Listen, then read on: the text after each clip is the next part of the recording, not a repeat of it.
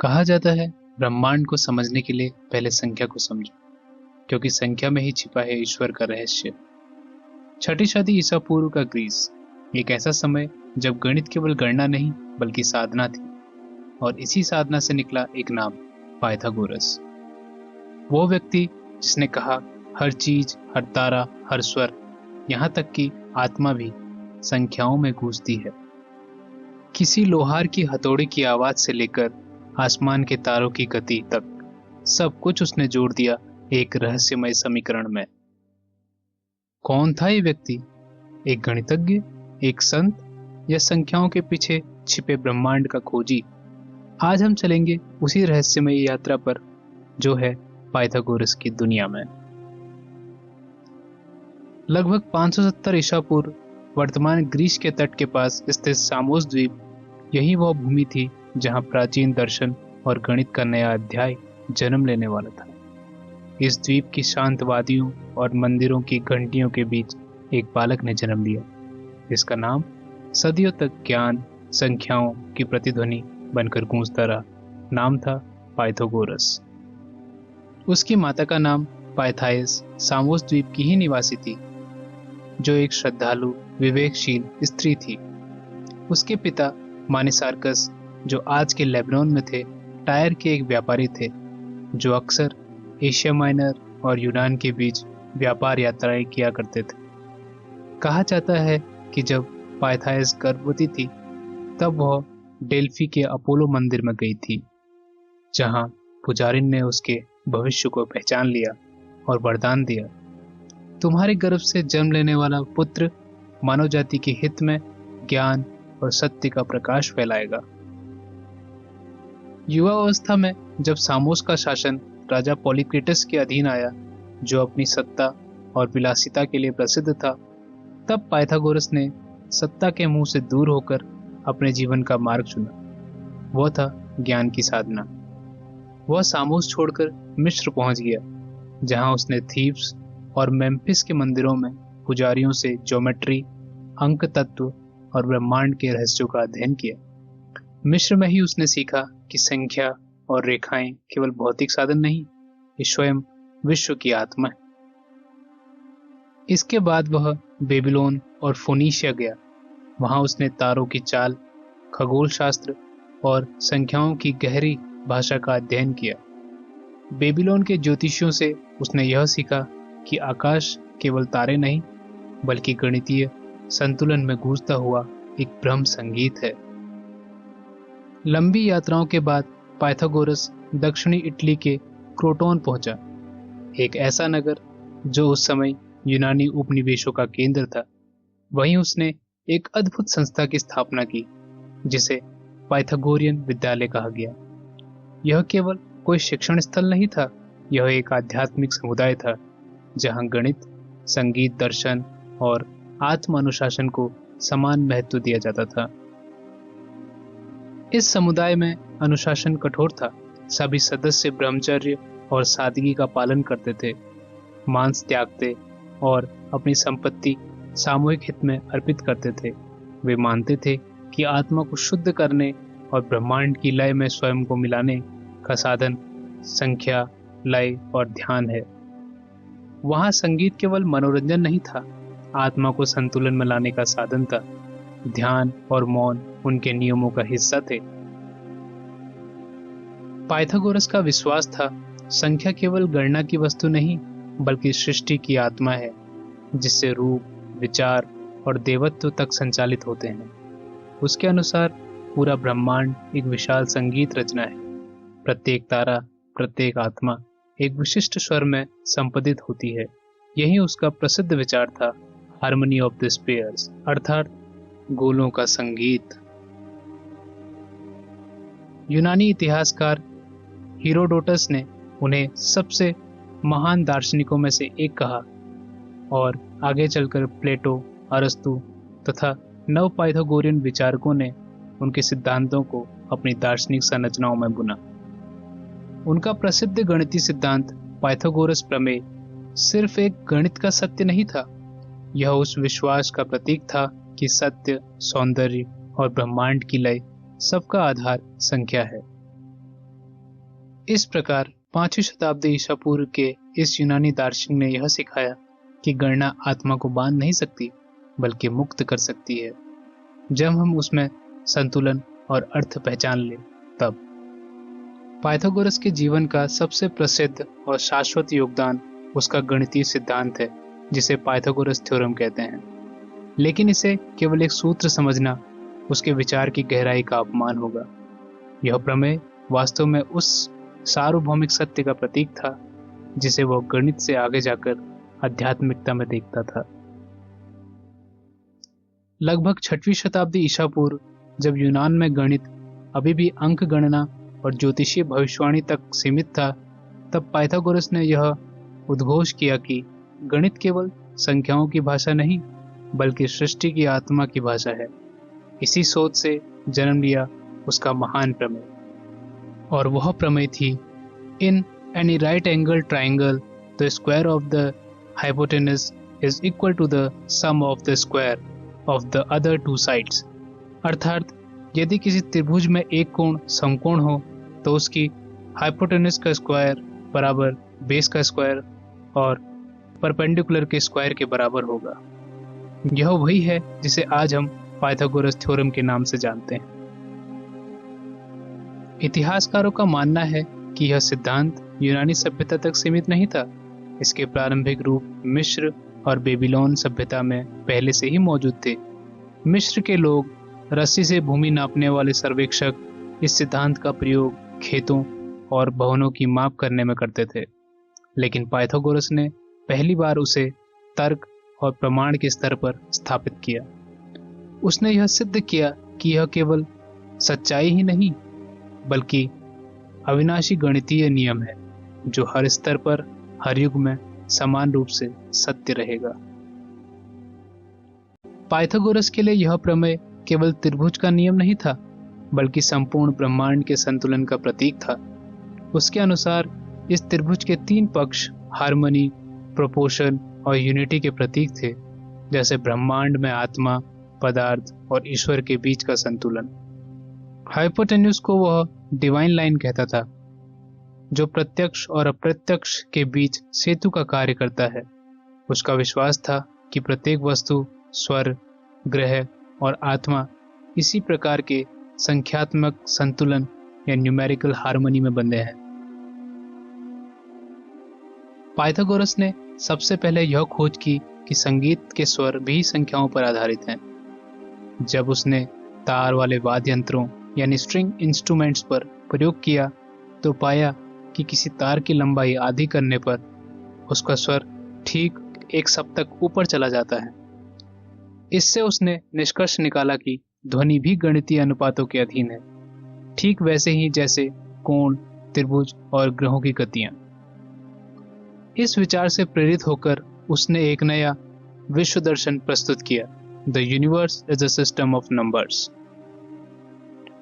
Pythagoras का विश्वास था कि जैसे एक समकोण त्रिभुज का हर पक्ष एक निश्चित गणितीय सामंजस्य में है, वैसे ही ब्रह्मांड का प्रत्येक ग्रह, तारा और आत्मा एक पूर्व निर्धारित अनुपात में गतिशील है। यह विचार बाद में हार्मनी ऑफ द स्फीयर्स कहलाया।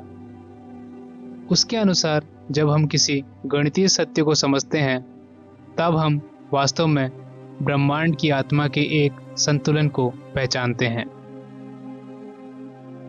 यह प्रमेय आगे चलकर यूक्लिड, प्लाटो और अरिस्टोटल जैसे दार्शनिक गणितज्ञों की विचारधारा की रीढ़ बना।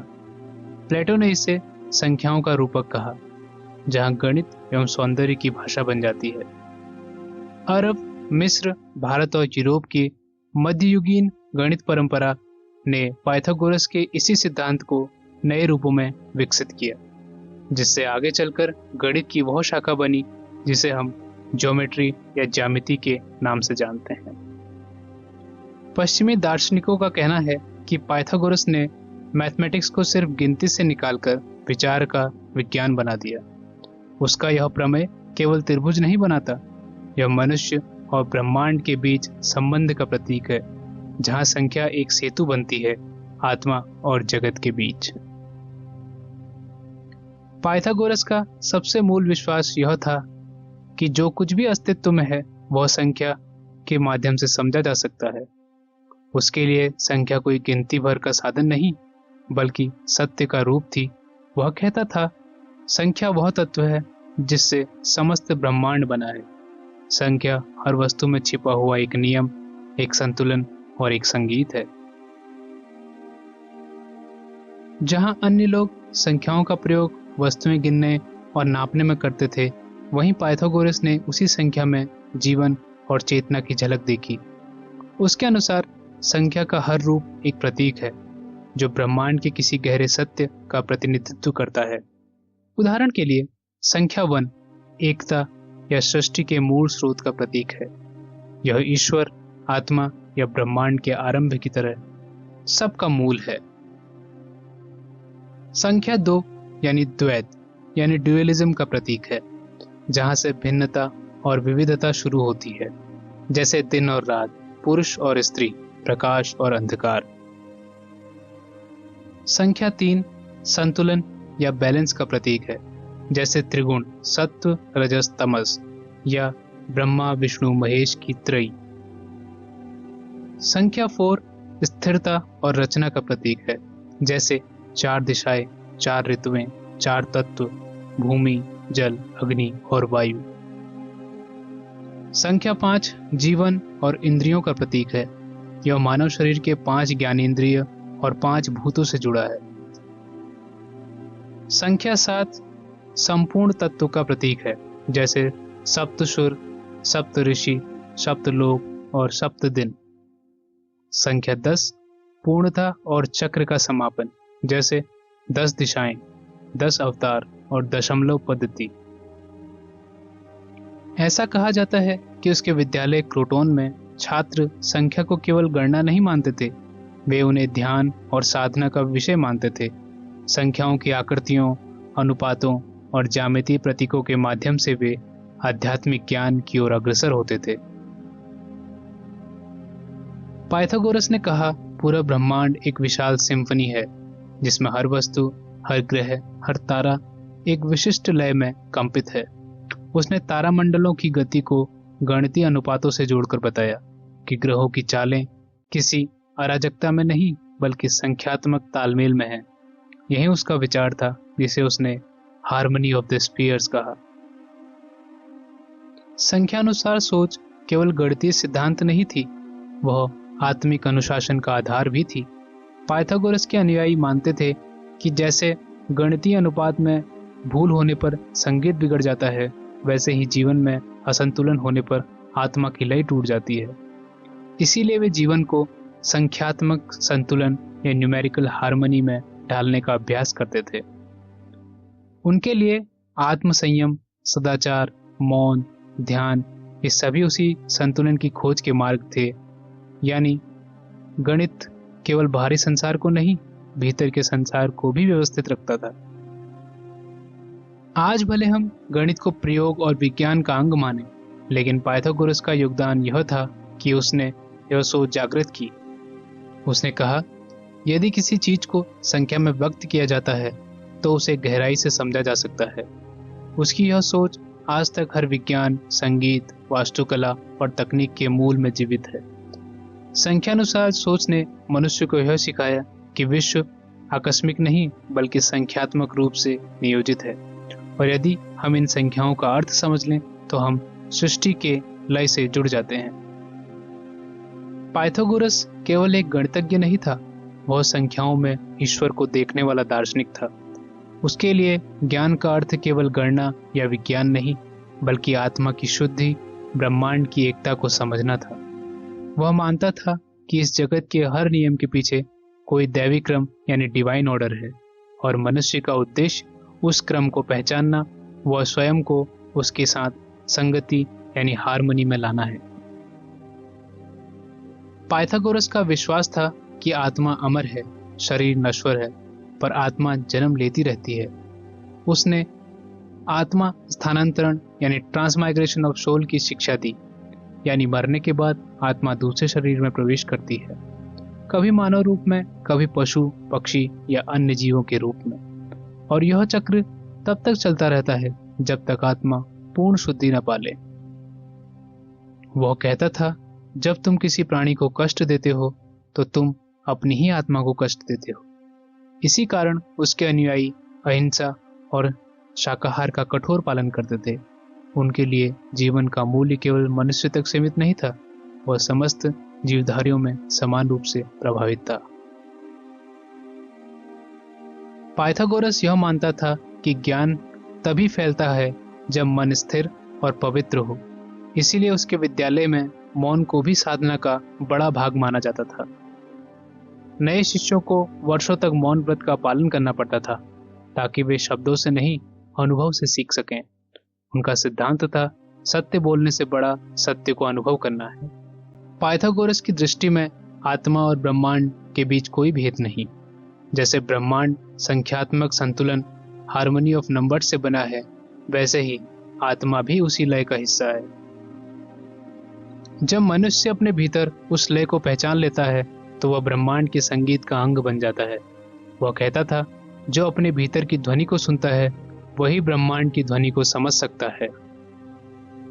इस विचार ने आगे चलकर ग्रीक दार्शनिकों प्लेटो और प्लोटिनस को गहराई से प्रभावित किया। यह सोच भारतीय दर्शन के पुनर्जन्म और कर्म सिद्धांतों से भी मेल खाती है। दोनों ही परंपराएं कहती हैं, जीवन एक यात्रा है जहां आत्मा अनुभवों के माध्यम से शुद्ध होती है और अंततः ईश्वर से मिलन की ओर बढ़ती है। पाइथागोरस के अनुसार साधना का लक्ष्य मुक्ति यानी प्योरिफिकेशन एंड लिबरेशन था, लेकिन यह मुक्ति किसी लोक से भागना नहीं बल्कि ज्ञान और संतुलन में जीना था। जब मनुष्य अपने विचारों, कर्मों और इच्छाओं को संतुलित कर लेता है तब वह संख्याओं की तरह पूर्ण अनुपात में आ जाता है और यही स्थिति मुक्ति की नींव बनती है। पाइथागोरस का आध्यात्मिक दृष्टिकोण हमें यह सिखाता है कि गणित और अध्यात्म विरोधी नहीं बल्कि एक ही सत्य के दो पहलू हैं। गणित उस सत्य का रूप है और अध्यात्म उसका अनुभव है। जब पाइथागोरस का जीवन अंत की ओर बढ़ा तब भी उसके विचार बुझ नहीं पाए। उसके अनुयायी आज भी यह मानते हैं कि ब्रह्मांड संख्याओं का नहीं, संतुलन का संगीत है। हर वस्तु, हर आत्मा, हर तारा उसी अदृश्य गणितीय लय में झूम रहा है जिसे कभी एक साधक ने महसूस किया था। पाइथागोरस ने हमें यह सिखाया कि ज्ञान केवल समझने की नहीं, जीने की चीज है। जब हम अपने भीतर की ध्वनि सुन लेते हैं तब हमें बाहर का ब्रह्मांड भी सुनाई देने लगता है। संख्याएं कभी उसके लिए केवल आंकड़े नहीं थी, वे थी ईश्वर की भाषा, आत्मा की लय। और शायद आज भी जब हम कोई गणितीय सूत्र हल करते हैं, जब किसी स्वर में सटीक लय सुनते हैं, जब किसी वस्तु में पूर्ण संतुलन देखते हैं, तो कहीं ना कहीं वही पाइथागोरस मुस्कुराकर उठता है। अगर आपको यह ज्ञान यात्रा पसंद आई हो तो दर्शन मंथन विद लक्ष्मण से जुड़िए, जहां इतिहास के पन्नों और दर्शन के सूत्रों में छिपे सत्य को हम मिलकर खोजते हैं। देखते रहिए दर्शन मंथन विद लक्ष्मण। यहाँ हर कथा सिर्फ अतीत नहीं बताती पर आत्मा को सोचने पर मजबूर भी करती है। वीडियो को अंत तक देखने के लिए आप सभी का बहुत बहुत धन्यवाद।